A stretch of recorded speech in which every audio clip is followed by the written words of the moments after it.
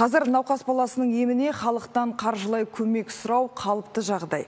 Әлеуметтік желілерде бүлдіршіндердің суретін жариялап, диагнозын жазып жәрдем сұрайтын ата-анада басқа амал жоқ. Өйткені ол қыздарын қауіпті дерттен тез айықтырғысы келеді. Көп жағдайда күтетін уақыт та жоқ. Қынжылтатыны сол бүлдіршіндерінің өмірі қыл үстінде тұрған ата-аналар бар жиған тергенмен шетел асып кете барады. Себеп те сауалды көп. Әріптесім Әйгерім Ердәулет мемлекеттен көмек ала алмай баласының дертіне дауа іздеген аналармен тілдесіп көрген еді. Тақырыпты студияда жалғастырмақ.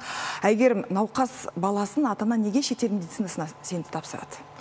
Қайырлы кеш, Аида. Бұл сұрақтың жауабы біреу. Ол ата-аналарда басқа амал жоқ. Мен сөйлескен кейіпкерлер шетел клиникасына емнің ақысын төлемесе, Кореядан қайтпай қалуы да мүмкін. Алтынай Құрмашева көрермендерден алақан жайып көмек сұрауға мәжбүр қазақстандық. Қызы Мәриямда 3 жасар кезінде миының қатерлі ісігі анықталған. Отандық дәрігерлер науқастың дертіне дауа қонуы екіталай, небәрі 1% ғана мүмкіндік бар депті. Баласының өмірі қыл үстінде тұрған соң ата-ана Корея елінің дәрігерлеріне жүгінген. Нәтижесі жаман емес. Баланың бетін бері қаратқан клиниканың қызмет ақысы 16 миллион теңге болыпты. Бар жиған тергенін берсе де әлі 6 миллионға жуық ақша жетпей тұр екен.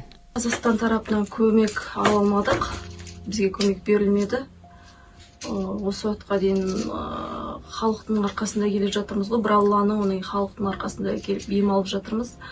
Қатерлі ми ісігіне шалдыққан тағы бір қазақтың қара домалағы Кореяда ем қабылдап жатыр.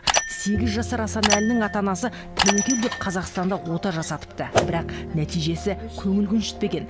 Корей мамандары қазақстандық дәрігерлердің жіберген нақты қателігін түзедік депті. Енді 13 миллион теңге ақысын төлеу ғана қалған. Бірақ бұл отбасының да шама шарқы жетпей жұрттың қолғабыстық танытуын сұрайды. Орай қайта МРТ жасаған кезде Асанәліде ісіктің кішкентай бір несі қалып қалды деп, толығымен алынбаған деп Қазақстанда екінші отаға дайындады.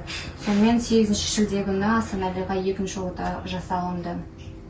Содан кейін Асанәліға біз қазіргі таңда 3 курс химиотерапиясын алдық.